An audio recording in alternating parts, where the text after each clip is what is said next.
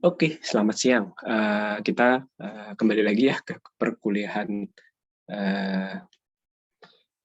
TK 3104. Jadi hari ini saya akan masuk ke bagian ketiga kalau dari slide-nya. Jadi kita akan membahas terkait sekilas perkembangan industri bioproses. Kemudian nanti kita akan lihat bedanya dengan industri kimia itu seperti apa, ya. Oke. Nah, mungkin kalau kita membicarakan terkait industri bioproses, apalagi minggu lalu kan, bukan minggu lalu ya, kemarin Selasa ya. Kemarin Selasa kita sudah berbicara terkait industri yang paling berkembang di bioproses itu adalah industri farmasi. Nah, ini sebetulnya saya sudah menaruh beberapa video terkait penicillin di Edunext. Jadi perkembangan antibiotik itu dipicu dengan munculnya zat yang namanya penicillin ini. Mungkin kalian juga sudah pernah mendengar atau sudah pernah membaca, belajar bahwa penemuan si penicillin ini awalnya kan tidak disengaja ada orang peneliti yang namanya Alexander Fleming ini, dia sedang menumbuhkan sesuatu bakteri, terus di cawan Petri gitu ya, terus dia meninggalkan labnya dalam kondisi terbuka, terus ternyata di beberapa kulturnya itu ada sesuatu yang tumbuh selain bakteri yang dia inginkan ya, yang dia teliti, dan ternyata pertumbuhan sesuatu itu bisa menghambat pertumbuhan si bakteri tadi. Jadi artinya mikroba yang lain ini dia bisa menghasilkan zat yang sifatnya antibakteri ya, atau yang kemudian kita sebutnya antibiotik gitu ya. Nah, ini kan di cawan Petri ya, terus masih berupa penelitian. Jadi saat itu memang baru ditemukan. Kemudian kalau kalian sempat membaca atau mengikuti video yang ada, ini sebetulnya penggunaan awal dari sebelum masuk ke yang tahun 1944 ya, saya lupa tahunnya. Ini si ini Alexander Fleming kalau nggak salah di Inggris ya. Terus ada orang lain lagi yang memang berdasar suatu kasus, ada infeksi, ada seorang polisi rasanya atau tentara ya, yang dia terkena infeksi, kemudian dicoba diobati ya dengan hasil dari penelitian si Fleming ini. Jadi yang obatnya bukan si Fleming, ada dokter gitu ya, yang dia mengaktifkan kembali hasil penelitiannya si Fleming ini, tapi pada saat itu memang pengetahuan juga masih terbatas ya. Jadi dan sekarang kita juga paham bahwa kalau untuk antibiotik itu kan harus diberikan dalam dosis tertentu, kemudian selama jangka waktu tertentu gitu. Nah, ketika dicobakan ke polisi tadi, memang infeksi yang diderita itu menunjukkan gejala positif dalam artian berkurang gitu ya. Jadi memang ada efek positif dari pemberian si zat yang tadi. Cuman karena pada saat itu memang pengetahuan terkait antibiotik ini masih terbatas, dosisnya juga belum ketahuan yang pasti berapa gitu ya. Karena kan awal-awal pasti konsentrasi antibiotik yang diberikan itu masih kecil. Terus dosisnya juga mungkin kurang, jumlahnya tidak cukup. Terus akhirnya polisi tadi tidak bisa. Nah, kemudian baru di tahun 1944 ketika terjadi Perang Dunia Kedua, si antibiotik ini mulai diproduksi secara massal oleh Pfizer. Ini kalau nggak salah perusahaan Amerika ya. Nah, di sini mulai diproduksi besar-besaran, diproduksi dalam jumlah yang banyak, konsentrasinya diperbesar, sehingga bisa digunakan untuk merawat tentara yang terkena infeksi. Baru kemudian makin lama dikembangkan sehingga dicari, pada intinya itu mencari proses yang bisa menghasilkan zat antibiotik yang konsentrasinya tinggi, pemurniannya itu cukup reliable gitu ya, bisa dihasilkan dalam jumlah banyak. Dan pada akhirnya, mungkin sebelum ke sini ya, nah ini secara umum proses pembuatan si antibiotik tadi, si penisilin tadi. Ya, jadi proses pembuatan penisilin tadi yang awalnya dikembangbiakkan di fasa padat ya, pakai cawan Petri saja. Nah, sekarang produksi dari penisilin itu lebih menggunakan kalau kulit ini kebayang ya, ada tangki-tangki gitu. Nah, ini menggunakan yang namanya fermentasi terendam atau submerge. Kenapa pakai submerge? Karena memang dengan fermentasi yang submerge, terendam, bentuknya adalah reaktor tangki, teraduk dengan baik gitu ya, Anda bisa menjaga proses itu bisa berjalan dengan baik. Ya, jadi memang walaupun kalau secara umum antibiotik dihasilkan oleh apa? Jenis mikrobanya, bakteri, fungi ya Pak? yang jelas bukan bakteri ya, karena dia kan Fungi menghasilkan enggak sih? sesuatu. Ya, fungi atau jamur. Nah, jamur itu secara umum dia akan lebih baik pertumbuhannya kalau menggunakan fermentasi fasa padat. Ya, Anda bisa lihat ya jamur jarang tumbuh ya walaupun ada ya kalau secara alami jamur itu lebih suka hidupnya di fasa padat karena dia kan punya hifa benang-benang itu ya hifa kemudian jadi miselium jadi untuk sebagai medium pertumbuhan jamur itu akan lebih prefer kondisinya adalah padat. Selain itu kondisi yang ada air tapi relatif sedikit dibandingkan kalau fermentasi terendam. Kalau cairan kan yaitu isinya kan air ya. Nah, hanya saja mungkin yang sudah pernah ngambil kuliah fasa padat atau mungkin pernah ikut webinar terkait fermentasi fasa padat ya. Fermentasi fasa padat itu pengendaliannya jauh lebih rumit dibandingkan fasa cair. Karena kalau fasa padat ya Anda bayangkan pengadukannya lebih PR ya. Diaduknya lebih PR. Kenapa? Ya fasa padat kan susah diaduk. Begitu susah diaduk, berarti kan menjamin bahwa kondisi di dalam fermentasi itu selalu seragam, di semua bagian itu menjadi lebih sulit. Selain itu, faktor kedua adalah kesulitan dalam mengambil apa yang Anda inginkan dari situ, ya dari pemurniannya. Karena kan nanti ya mediumnya dalam fasa padat, mikrobanya dalam fasa padat gitu ya. Misalnya dia menghasilkan produk, misalnya antibiotik ini dihasilkan secara ekstraseluler, berarti kan dia juga akan nempel ke padatan-padatan tadi. Kalau dia dihasilkan secara intraseluler, memisahkan si jamur dari padatan medium kan juga PR. Nah, karena tantangan-tantangan itu, sebisa mungkin akhirnya diarahkannya ke fermentasi fasa cair. Kalau fasa cair ya walaupun mungkin pertumbuhan mikrobanya tidak sebaik kalau fasa padat. Kondisi operasinya mungkin tidak seoptimal kalau fasa padat. Tapi paling enggak dengan mengganti mode operasinya menjadi fermentasi terendam, pengendaliannya jauh lebih mudah. Diaduknya lebih gampang, memaintain pH, temperatur, komposisi itu lebih gampang, nanti memisahkan mikroba dari cairannya juga lebih gampang gitu ya. Kalau Anda mau mengekstrak produk yang sudah terlarut ke cairan itu juga lebih gampang kan daripada produknya nanti nempel-nempel di padatan seperti itu. Nah, hingga sampai sekarang secara mode operasi secara mode fermentasinya itu menjadi fermentasi fase cair. Sistemnya batch. Nanti di pertemuan berikutnya kita akan bahas kenapa mode batch itu lebih dipilih, mode operasi batch ya, dibandingkan continue kalau produknya adalah produk fermentasi. Oke, selain dari sisi mode fermentasinya,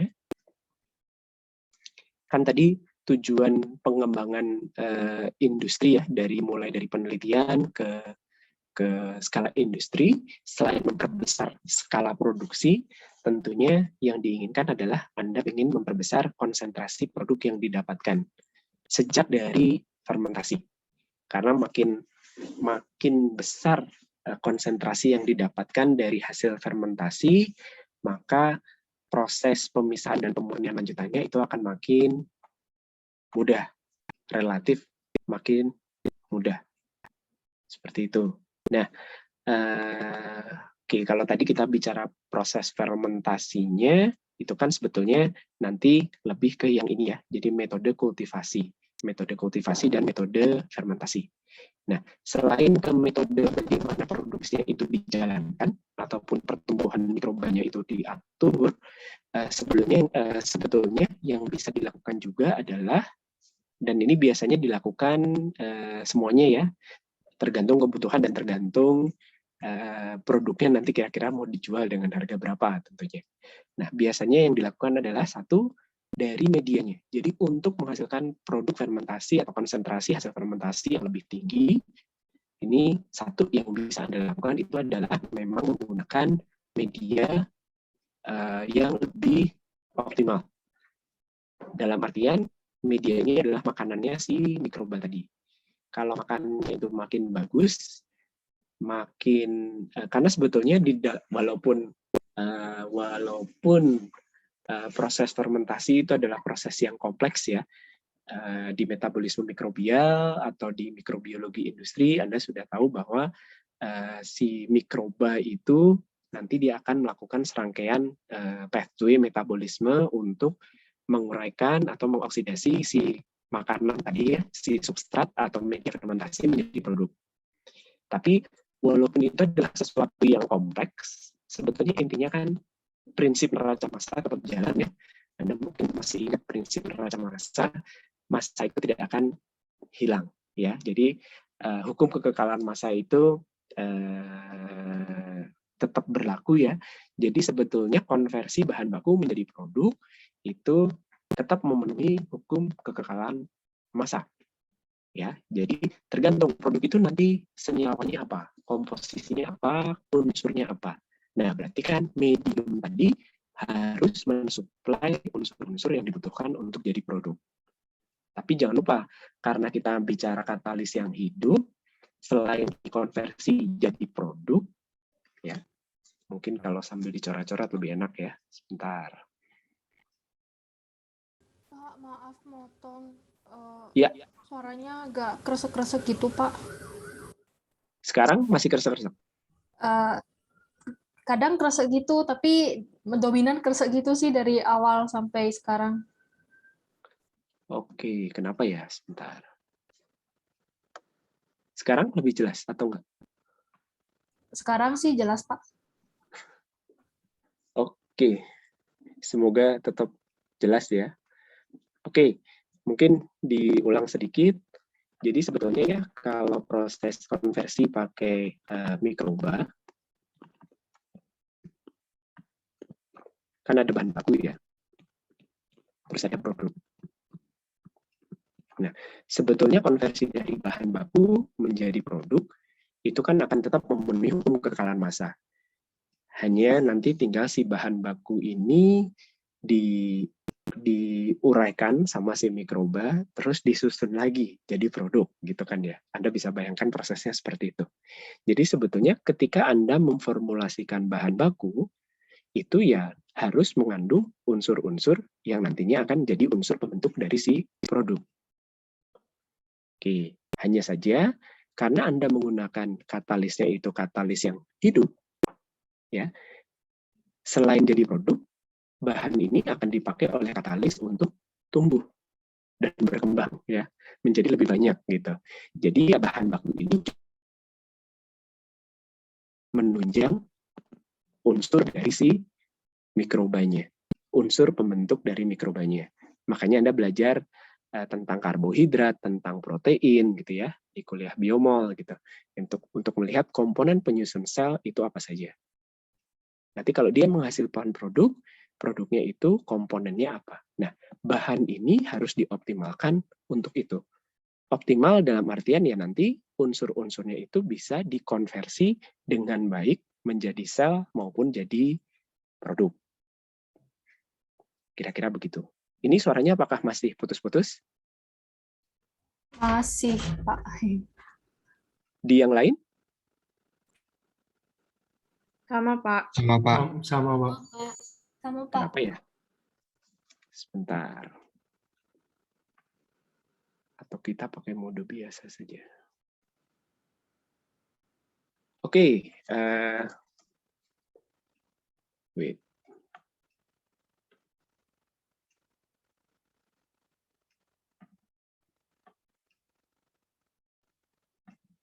Ya, jadi tadi sudah kebayang ya kenapa kita perlu memformulasikan medium itu menjadi lebih optimal.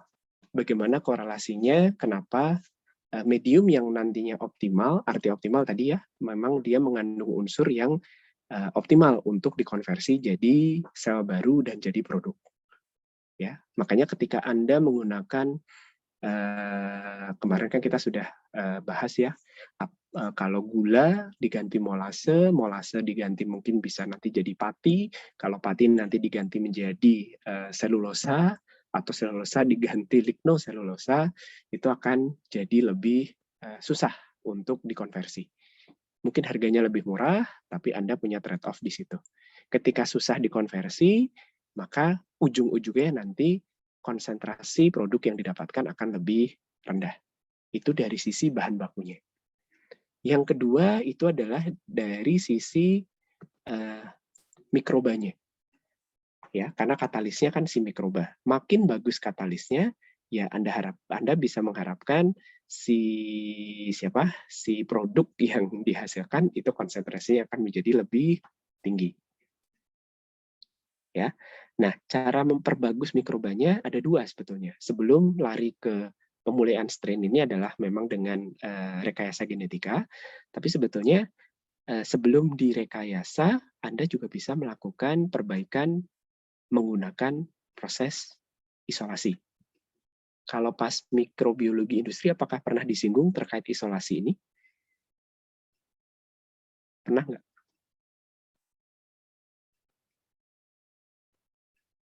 Halo, halo. Mungkin strain-nya aja Pak yang dibahas sih pas di Kalau isolasi, enggak.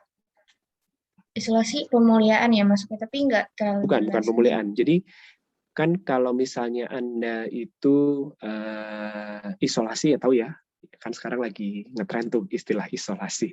Jadi menyendirikan, artinya Anda tuh pengen dapat strain yang memang yang paling bagus atau yang paling bagus di antara yang lain gitu ya. Itu kan tidak harus dengan langsung merekayasa si selnya. Tapi Anda misalnya dapat dari mungkin kalau Anda ingin memfermentasikan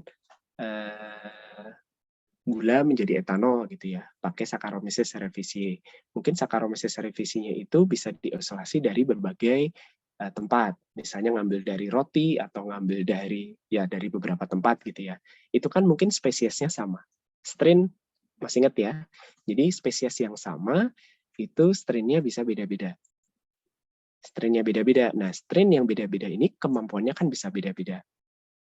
Nah, bagaimana Anda bisa memilih strain yang paling baik? Ya berarti Anda menerapkan prosedur isolasi. Bagaimana memisahkan satu strain dengan strain yang lain. Nanti pas pembahasan tentang pengembangan inokulum kita akan bahas lebih detail ya. Caranya bagaimana? Salah satunya ya dengan mengatur kondisi pertumbuhannya, mengatur mediumnya gitu ya. Jadi yang terseleksi itu adalah yang baik. Nah, yang paling baik ini ya dari sisi produktivitas akan mungkin Anda bisa gitu ya dapat satu yang memang lebih baik daripada yang lain gitu. Tapi ternyata kemampuannya masih belum cukup gitu. Nah, baru Anda lakukan pemulihan strain. Jadi memilih strainnya dulu, setelah itu strain yang bagus tadi diperbagus lagi dengan rekayasa. Kira-kira gitu. Nah, cuman yang ini memang lebih ke kemarin mungkin sudah pernah kita diskusikan ya. Ini lebih ke ranahnya orang pemulihan strain, lebih ke ranahnya orang mikrobiologi. Kalau kita ya kita isolasi bisa, optimasi media bisa. Nah, ini yang paling harusnya paling bisa gitu ya. Jadi setelah Anda dapat strain yang baik, media yang optimalnya itu sudah ketemu, ya, nanti baru menumbuhkannya itu diatur kondisi operasinya diatur, kondisi fermentasinya itu diatur, reaktornya dipilih yang memang bisa menghasilkan produk itu secara optimal dan sebagainya. Termasuk tadi ya, milih dari fasa padat ke fasa cair, itu kan berarti metode kultivasi. Milih reaktornya itu yang bentuknya seperti apa, ukuran berapa, nah itu nanti itu termasuk ke metode kultivasi. Ada pertanyaan dulu nggak sampai di sini?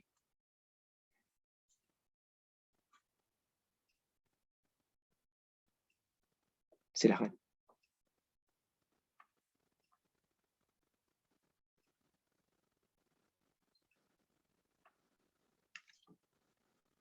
Tidak ada? Belum ada sepertinya, Pak. Kita lanjutkan. Nah, ini pemuliaan strain-nya ya, saya tidak akan bahas karena saya juga tidak terlalu paham. Intinya ini, nah ini yang tadi dibilang strain ya, jadi strain itu mungkin di kuliah Mikrin sempat dibahas, nanti kalau ada misalnya Penicillium chrysogenum gitu, NRL nomor sekian. Nah, itu namanya strain number. Ini adalah strain number. Nah, terus nanti kalau misalnya dimutasi kan ini kelihatan ya tandanya ada X, UV gitu. Itu adalah dimutasi dengan sinar X atau dengan sinar UV. Kalau sudah beda sifat secara genetisnya, walaupun spesies sama, maka penomoran strain-nya menjadi berubah. Nah, nanti terus pakai apa? Nah, ini salah satu rangkaian perubahan strain dari si Penicillium tadi. Nah, ini prosesnya. Sebetulnya dari sini kalian bisa lihat ya. Coba kalian lihat sebentar. Apa yang bisa kalian utarakan dari proses ini? Ini kalian mestinya mahasiswa TK tingkat 3 sudah mulai aware dengan rangkaian prosesnya. Ini bisa dianggap sebagai bukan block flow ya, proses flow diagram. Apa yang bisa kalian amati dari sini?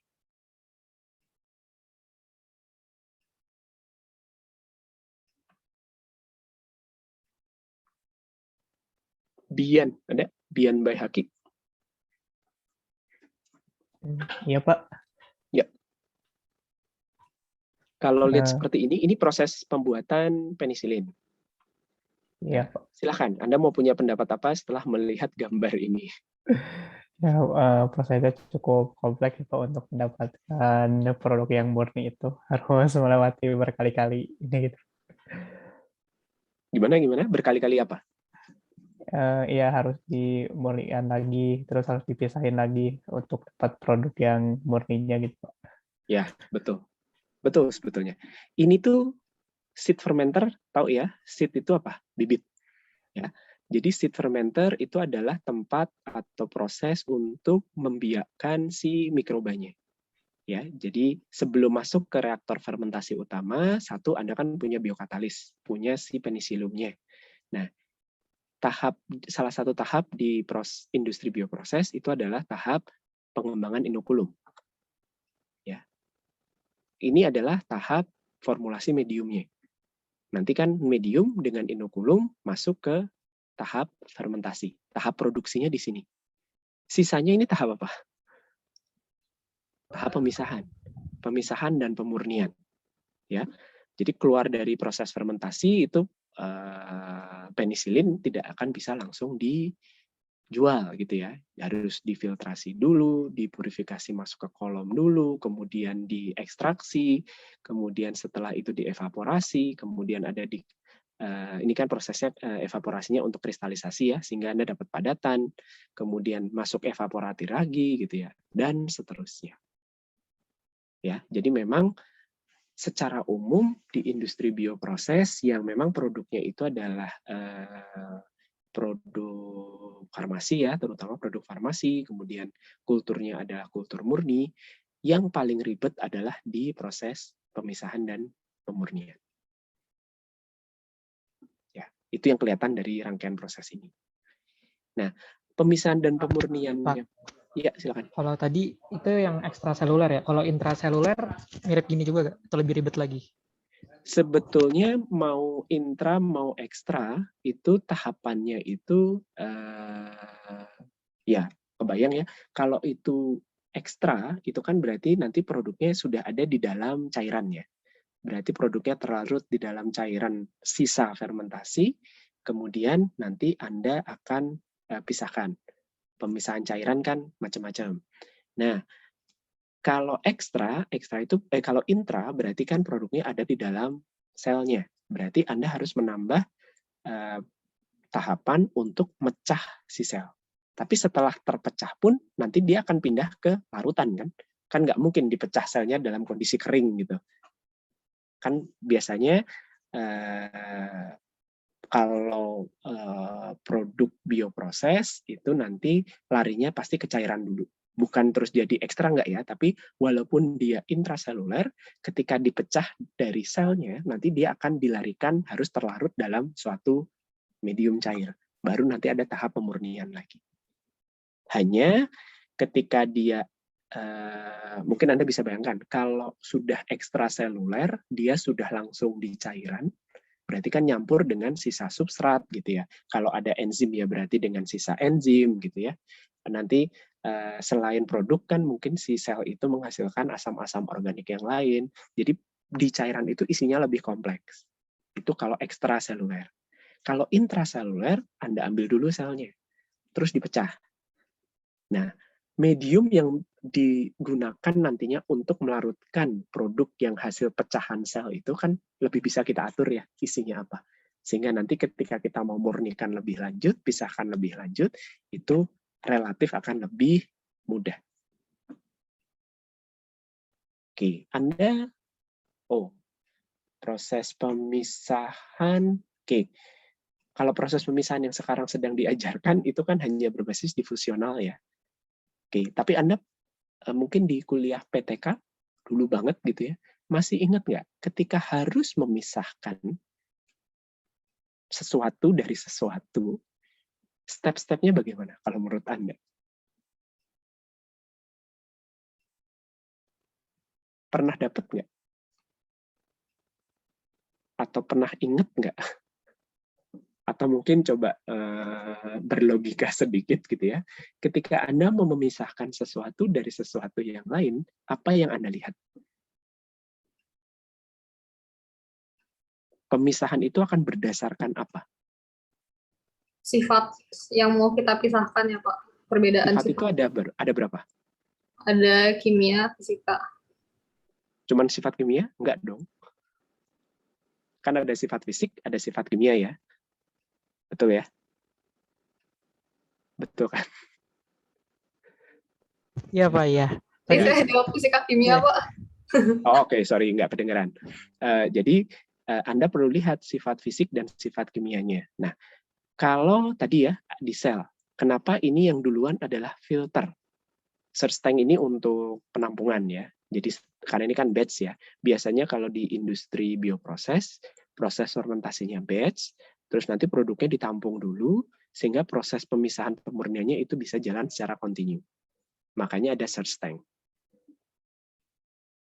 Oke, nah kenapa difiltrasi dulu? Kenapa nggak diekstraksi dulu gitu?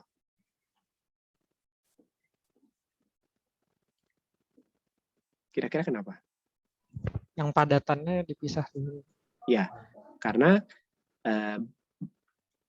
tahap pertama pemisahan itu selalu pisahkan dulu padatan dari cairan. Kalau ada dua fasa tadi. Baru nanti padatannya di-treat lebih lanjut, atau cairannya di-treat lebih lanjut. Nah, nanti kalau yang di cairan, Anda perlu lihat sifat mana yang paling mudah untuk dimanfaatkan untuk pemisahan. Apakah titik didihnya, ataukah sifat kimianya gitu ya, atau maksudnya sifat kimia kan apakah kelarutannya gitu ya, ataukah titik didihnya gitu, atau kemampuan ion-ionnya gitu ya, ataukah dia bisa diuapkan atau dia tetap mengendap gitu, seperti itu.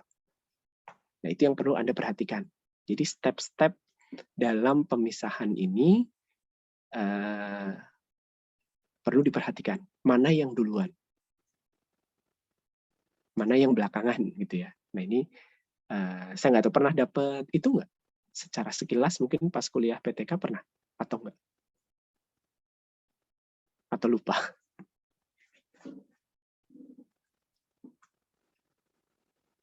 Oke, nggak jawab berarti nggak ya. Lebih Oke. kelupa kayaknya, Pak. Nggak berani makanya bilang iya.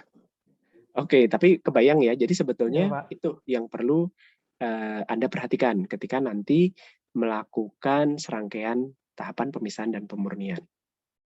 Nanti kalau misalnya Anda masuk ke perancangan pabrik gitu ya, Anda disuruh merancang produksi produk tertentu gitu ya. Nah, nanti Anda perlu pikirkan pemisahannya itu urutannya seperti apa. Ya, ujungnya ya berbasiskan itu tadi ya. Apakah ada padatan atau cairan? Kalau ada itu pisahin dulu.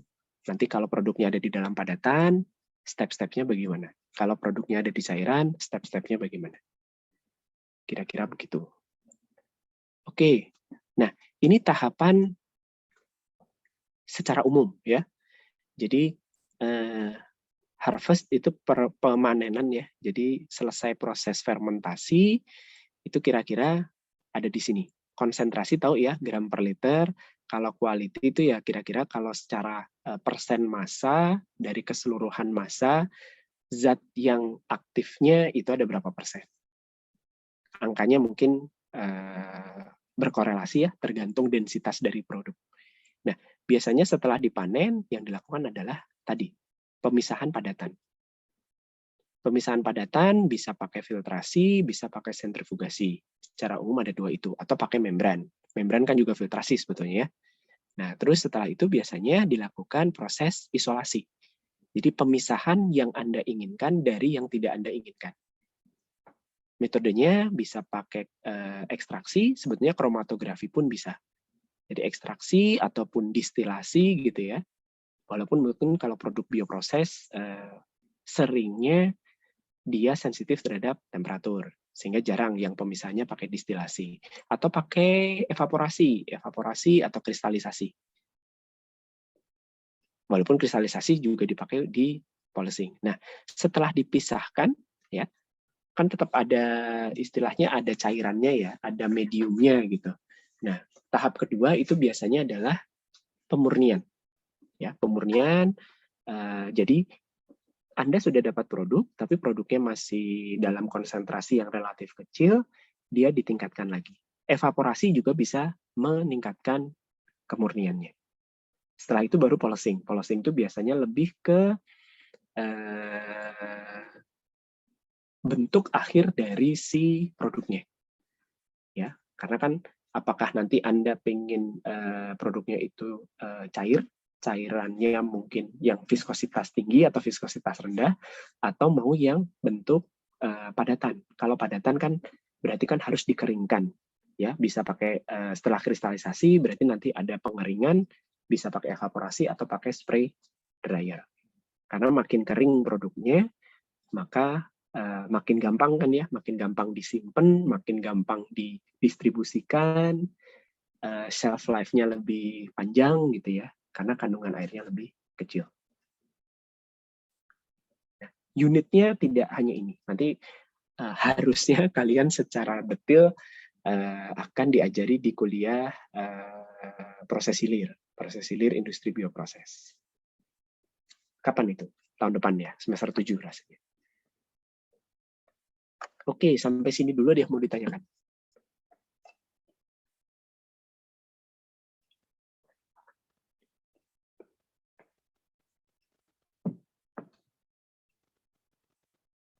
Oke, kalau tidak ada lanjut.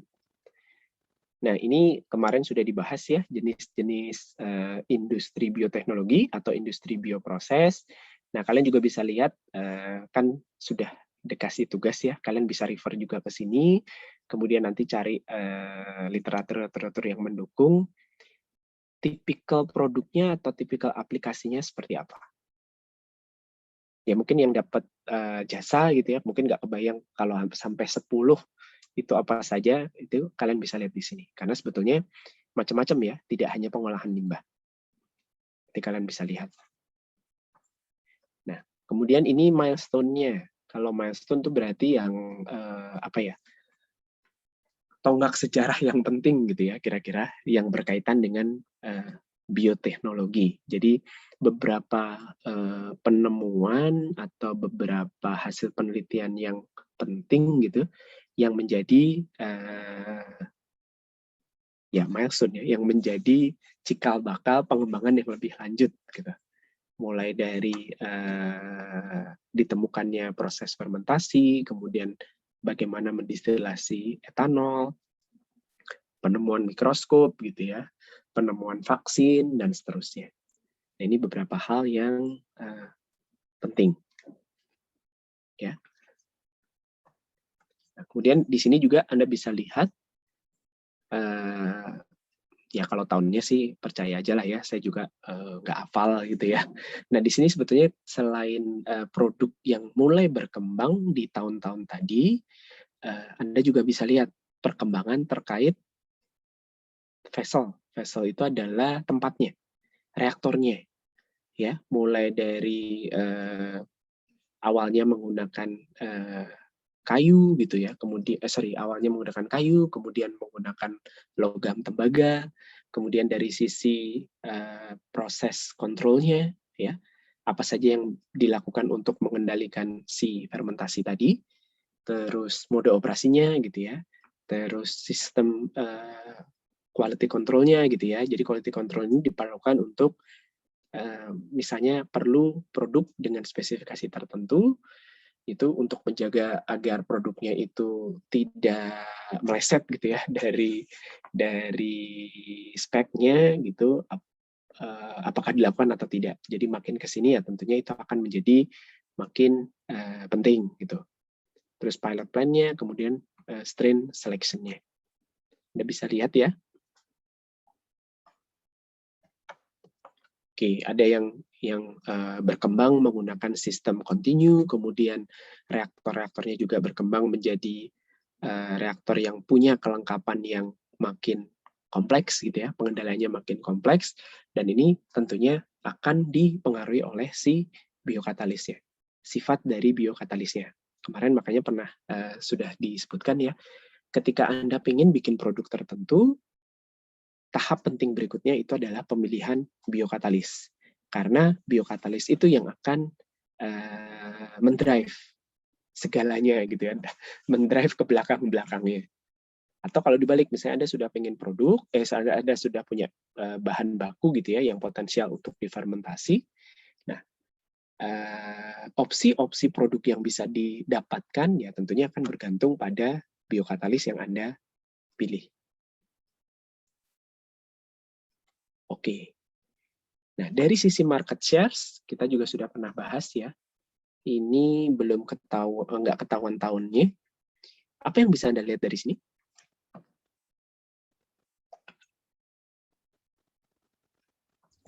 Yang obat-obatan farmaseutical, antibiotik paling banyak. Ya, oke. Selain antibiotik paling banyak, sebetulnya 1, 2, 3, 4 itu related ke kesehatan ya. Kalau enzim kan memang ada yang enzim buat industri juga ada. Tapi Anda lihat bahwa 4 tertinggi ini semua related ke manusia dan semuanya related ke kesehatan. Karena memang itu yang paling tinggi harga produknya. Harga produknya tinggi, kemudian konsumennya itu banyak gitu ya, dan akan selalu dibutuhkan. Dijual harga tinggi pun tetap ada yang beli gitu ya. Sementara kalau yang untuk industri, walaupun mungkin bisa jadi kalau volume produksinya itu akan lebih gede gitu ya dibandingkan in terms of ton produk gitu ya.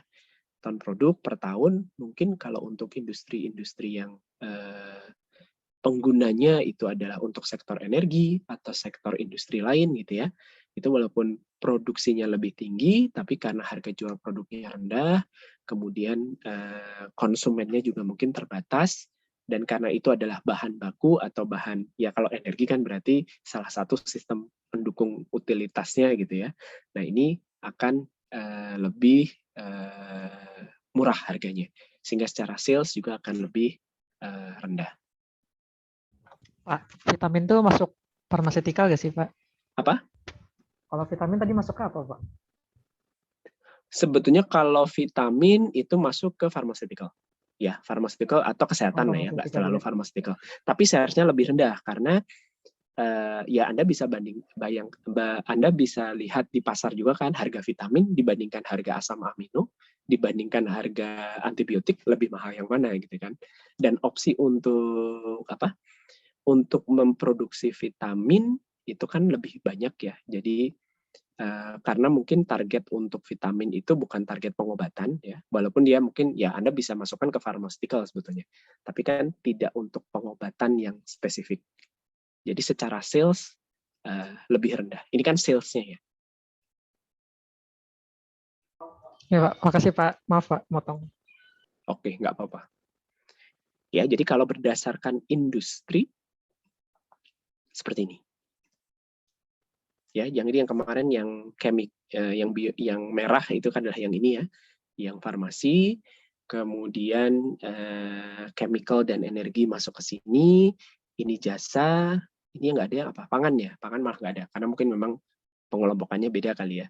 Jadi ini seperti ini. Bioinformatics itu lebih ke sebetulnya dia berkaitan juga dengan jasa juga bisa ya.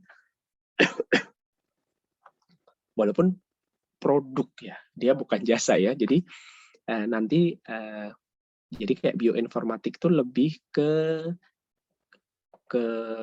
diarahkan ke kayak pengendalian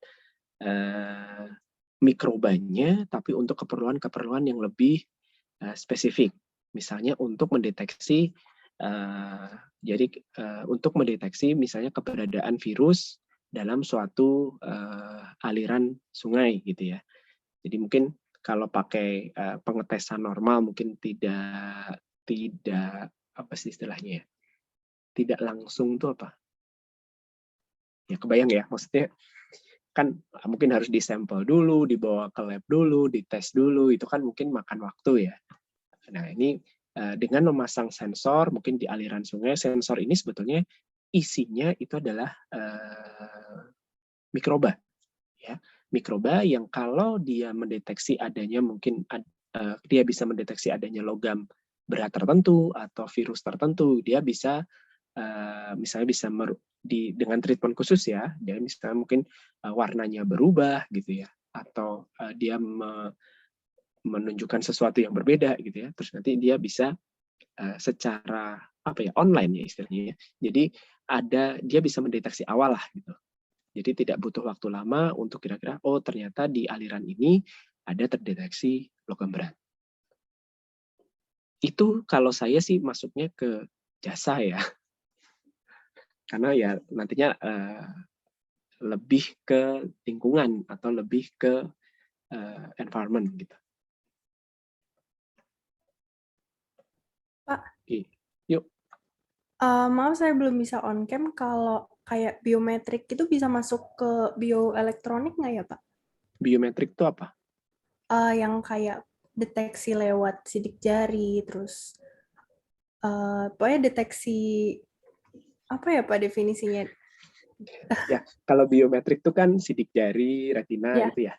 Iya. Nah, itu beda konteks ya dengan bioteknologi di sini. Jadi kalau di sini tuh kan intinya kalau bioteknologi memanfaatkan either itu sel mikroba, enzim, atau sel hewan atau sel tumbuhan untuk mengkonversi sesuatu jadi sesuatu kan ya. Nah, kalau biometrik kan tidak ada yang dikonversi. Jadi nggak masuk ke industri bioteknologi. Walaupun mungkin bioelektronik iya, tapi tidak masuk ke sini. Oh iya, makasih Pak. Oke. Itu kan lebih ke apa ya? Kalau biometrik ya berarti kan data-data dari anatominya manusia ya. Oke, ada lagi? Nah ini kalau ini golongan industrinya, ini pemainnya untuk Asia Pasifik. Tahun 2018, 2025 berarti prediksi ya. Nah, Anda lihat ya bahwa saat ini di Asia ya, ini kita tidak bicara di luar Asia Pasifik, yang memang leading itu adalah Cina. Ya, kemudian memang diprediksi nanti mereka memang akan makin leading gitu ya. Oke, ini kemarin sudah, sekarang kita masuk ke sini. Masih terkait biokatalis ya. Jadi di sini Anda bisa lihat membandingkan jenis-jenis biokatalis terhadap alatnya. Ya, jadi kalau menggunakan sel ya, dan enzim ya, itu tentunya Anda butuh alatnya dalam bioreaktor. Tapi kalau Anda menggunakan transgenic plants atau transgenic animals, jadi transgenic ini adalah tumbuhan atau hewan yang memang selnya itu dikasih tambahan sesuatu ya, sehingga nanti dia bisa berubah sifatnya dari sel awal secara genetik. Tapi nanti perubahannya itu bisa sampai ke keseluruhan dari tanaman atau tumbuhannya. Yang kemarin sudah sempat atau ada di video yang ada di Edunext ya. Misalnya beras yang kemudian nanti warnanya jadi kuning keemasan karena gennya mengandung beta karotin. Atau ada tikus yang diindus dengan industri tertentu, ternyata dia menjadi glow in the dark. Walaupun saya juga belum pernah melihat itu. Nah, kalau ekstraktif teknologi itu lebih ke ekstrak saja. Jadi mengambil ekstrak, jadi tidak tidak dikonversi lebih lanjut mungkin ya. Kalau yang lain kan biokatalisnya itu dipakai untuk mengkonversi lebih lanjut. Kalau ini tuh lebih Anda mengambil sesuatu zat secara ekstraksi saja. Jadi tidak ada production device-nya.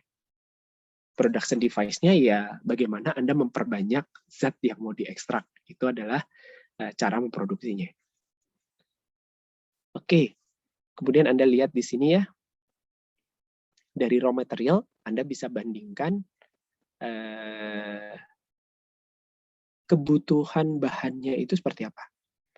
Ya, kalau Anda menggunakan enzim berarti lebih spesifik, substratnya harus yang murni. Kalau Anda menggunakan bakteri atau ragi atau mungkin fungi, dia bisa melakukan proses konversi dengan lebih kompleks ya. Jadi mediumnya Anda bisa pakai medium yang lebih gampang. Dia dikasih makanan apa saja, dia akan bisa mengkonversi dalam batas-batas tertentu. Dan tentunya konsentrasi produknya akan menyesuaikan gitu ya. Tapi relatif tidak rewel gitu ya. Beda kalau Anda menggunakan sel hewan. Sel hewan mungkin butuh medium yang lebih kompleks. Kompleks artinya yang Anda tambahkan ke dalam medium itu lebih banyak kebutuhan requirement-nya. Harus ditambahkan mungkin zat A, zat B, dan tertentu. Oke ya, dan seterusnya.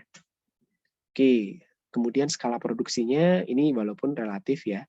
Kalau menggunakan enzim, menggunakan sel bakteri, karena bakteri itu tumbuhnya cepat ya. Bakteri, ragi, fungi juga beberapa cepat. Kalau enzim ya kan dia sudah tersedia dalam jumlah cukup ketika di awal reaksi.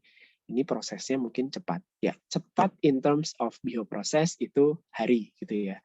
Mungkin 3 hari, mungkin 5 hari itu hitungannya cepat. Beda dengan reaksi kimia biasa yang mungkin berjalannya dalam orde detik, jam aja udah lama gitu ya. Oke, kemudian proses purifikasinya secara umum gitu ya. Kemudian protein structure dari produk yang dihasilkan gitu ya, ataupun dari sisi biokatalisnya ini bisa dibandingkan juga. Kemudian kemampuan atau ini istilahnya apa ya, kemudahan terkontaminasi mungkin ya. Jadi artinya di sini kalau makin tinggi risknya itu berarti dia makin mudah terkontaminasi, prosesnya lebih rawan gagal, artinya pengendaliannya itu makin kompleks gitu ya, ataupun dia juga bisa ujungnya sih kontaminasi ya. Jadi kehandalan prosesnya itu makin rendah gitu ya, makin ke bawah. Nah, kalau yang paling kanan produk-produknya. Oke, ada yang mau ditanyakan dulu?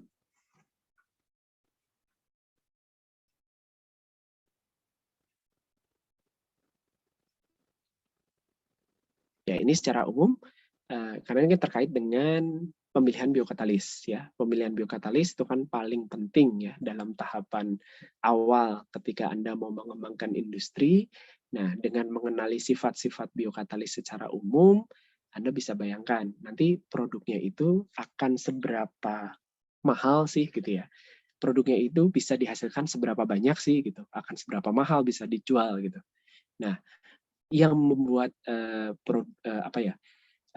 yang membuat proses itu menjadi mahal kan di sini ya. Jadi apakah bahan bakunya itu mahal, apakah reaktornya itu gampang di setup atau enggak. Kalau enggak kan berarti makin mahal gitu ya. Kalau waktu fermentasinya itu makin lama, berarti kan biaya produksi makin tinggi.